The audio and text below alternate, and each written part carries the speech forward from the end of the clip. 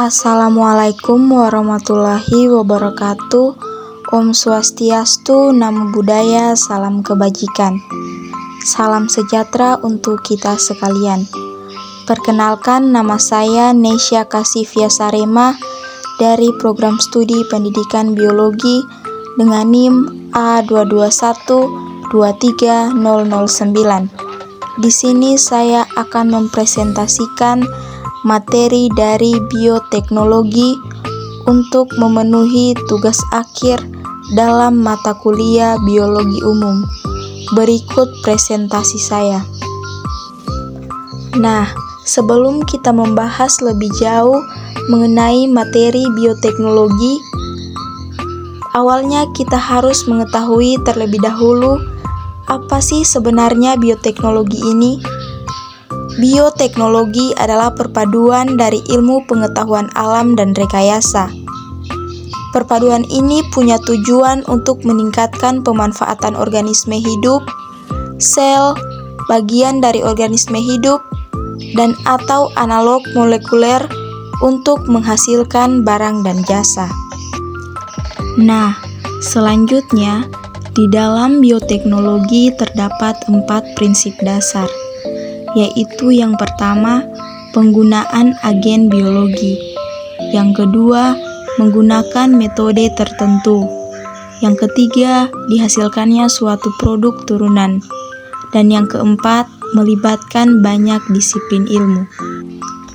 Nah, selanjutnya, setelah kita mengetahui keempat prinsip dasar dari bioteknologi, kita telah memahami bahwa bioteknologi tidak berdiri secara tunggal atau tidak berdiri sendiri, tetapi melibatkan beberapa disiplin ilmu.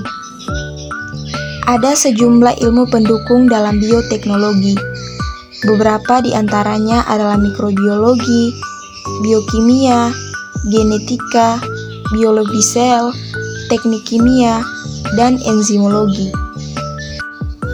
Nah, jadi disiplin ilmu sangat dibutuhkan dalam pengembangan bioteknologi, karena bioteknologi tidak bisa berdiri sendiri. Ada banyak ruang lingkup yang sangat luas yang bisa membahas mengenai bioteknologi, seperti disiplin ilmu yang telah disebutkan tersebut. Pembahasan selanjutnya yaitu mengenai bentuk atau jenis bioteknologi. Bentuk atau jenis bioteknologi digolongkan menjadi 2, yaitu bioteknologi konvensional dan bioteknologi modern. Bioteknologi konvensional dilakukan tanpa dilandasi prinsip-prinsip ilmiah dan pada dasarnya dilakukan hanya didasarkan atas pengalaman yang turun-temurun. Dilakukan dengan secara sederhana, misalnya pembuatan tape singkong. Proses ini membutuhkan bantuan sejumlah jenis jamur dan bakteri. Hasilnya, singkong akan berubah menjadi lunak dan manis. Yang kedua adalah bioteknologi modern. Dalam bioteknologi modern, orang berupaya untuk dapat menghasilkan produk dalam jumlah besar secara efektif dan efisien dengan menggunakan peralatan yang canggih. Dalam bioteknologi modern, selain menggunakan mikroorganisme, juga dapat menggunakan bagian-bagian tubuh mikroorganisme, tumbuhan, dan hewan.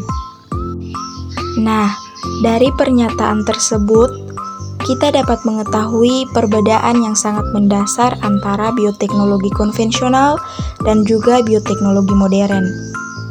Bioteknologi konvensional adalah bioteknologi yang masih dilakukan secara sederhana dan tidak bisa diproduksi secara besar-besaran. Berbeda dengan bioteknologi modern yang sudah menggunakan peralatan yang canggih dan sudah diproduksi secara besar-besaran dengan jumlah yang sangat banyak dibandingkan dengan bioteknologi konvensional yang masih diproduksi dengan jumlah yang sangat minim. Perbedaan mencolok lainnya yang dapat kita ketahui yaitu penggunaan alat yang digunakan. Pada bioteknologi konvensional masih menggunakan alat-alat yang sangat tradisional. berbeda dengan penggunaan dalam bioteknologi modern yang sudah menggunakan alat-alat canggih dalam proses produksi yang dilakukan. Nah, selanjutnya yaitu pembahasan mengenai ciri-ciri bioteknologi. Kita telah mengetahui bentuk dan jenis dari bioteknologi, yaitu bioteknologi tradisional atau konvensional dan juga bioteknologi modern. Dari kedua bentuk bioteknologi ini, kita dapat melihat ciri-ciri dari keduanya. Yang pertama, ciri-ciri dari bioteknologi tradisional atau konvensional. Yang pertama, belum dapat diproduksi secara masif dan massal. Yang kedua, umumnya aplikasi dari produk bioteknologi tradisional digunakan untuk kebutuhan rumah tangga. Yang ketiga, teknik berupa fermentasi bahkan makanan oleh mikroorganisme. Selanjutnya yaitu ciri-ciri dari bioteknologi modern. Yang pertama, dilakukan dengan menggunakan prinsip-prinsip ilmiah. Yang kedua, dilakukan tidak hanya turun-temurun, melainkan berdasarkan pengkajian yang mendalam. Umumnya dapat diproduksi secara massal, misalnya produk pabrik bir, roti, dan kecap. Ketiga, melibatkan rekayasa fermentasi serta pengetahuan biokimia dan biomolekuler. Yang keempat, umumnya untuk kebutuhan industri. Dan yang kelima, yaitu melibatkan berbagai macam teknik dari berbagai ilmu pengetahuan. Pembahasan selanjutnya yaitu contoh implementasi bioteknologi.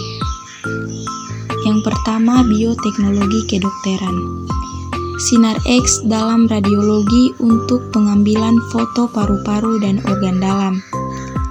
Sinar laser yang digunakan dalam operasi alat-alat dalam tubuh manusia. Sinar radioaktif untuk mensterilkan alat-alat kedokteran. Dan yang terakhir, bank sperma. Selanjutnya, penggunaan bioteknologi dalam bidang farmasi. Zat sintesis untuk memerangi penyakit yang disebabkan oleh antigen dan bibit penyakit lain. Obat humulin untuk diabetes. Protopin untuk menambah hormon pertumbuhan bagi laki-laki.